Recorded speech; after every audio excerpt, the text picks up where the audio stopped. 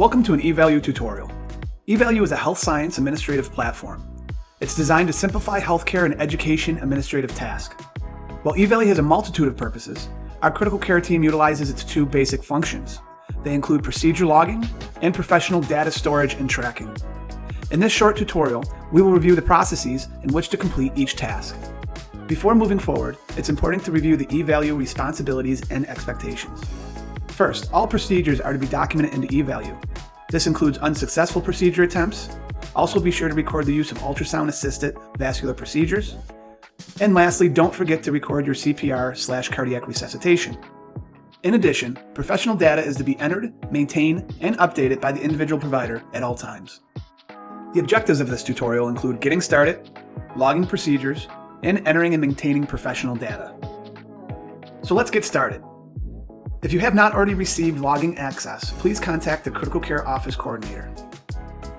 The following steps will include getting you access to E-Value's website and also changing and updating your password upon your first login attempt.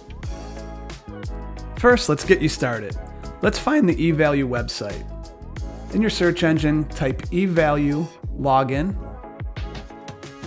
Click on evalue.net. Upon entering the login screen for E-Value, enter your username, followed by your password. There's no need for institutional code. Click Login. Upon the login process, you will come to the home screen for E-Value. Before moving forward, let's change and update your password. From the home screen, go to Other Task. Go down to Change Username or Password, and follow the instructions and fill out the template. Click Update Username and Password, and you're set to go. Now let's review how to log your procedures. From the home screen, there is one of two ways to access your procedure log entry screen.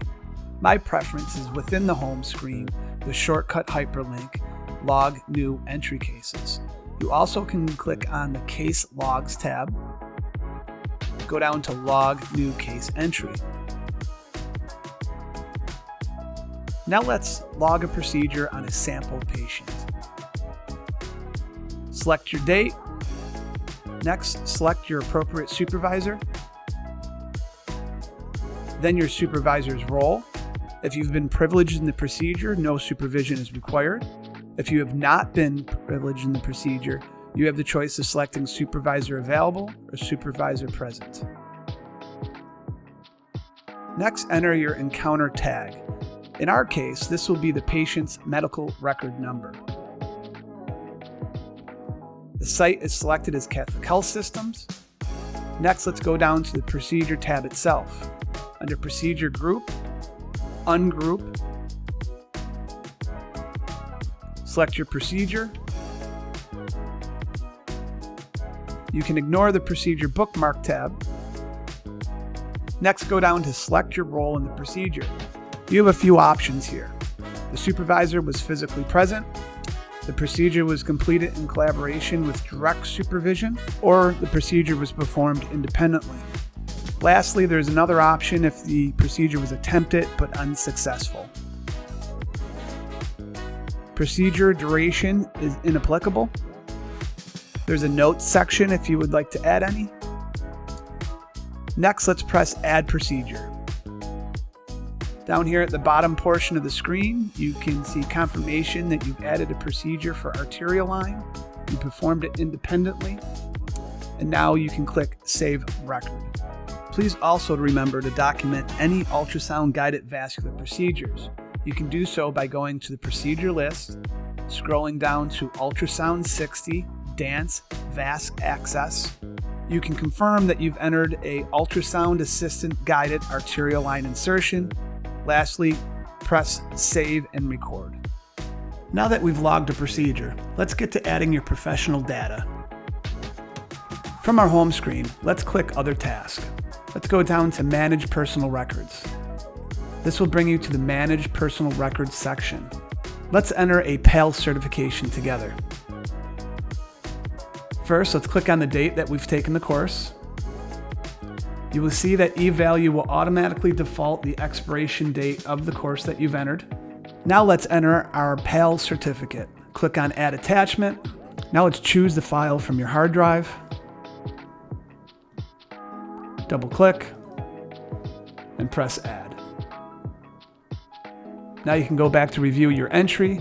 You've entered a PALS course from September 27, 2022. It expires in 2 years, and you have entered documentation to confirm your certification. Now let's say that you've recently recertified your PALS certification. Now you need to update your personal records. Easy peasy lemon squeezy. Locate your PALS personal records. Go over to the pad and paper icon, click it, delete your previous certification file. Go back to the pen and pad icon, change and update your certification date, and add your certification attachment. Lastly, press Save. You have now updated a personal record in E-Value. This concludes our E-Value tutorial. In the future, if you have any access problems, please contact the Critical Care Office Coordinator. If you have any problems entering procedures or professional data, please contact the Critical Care Education Coordinator.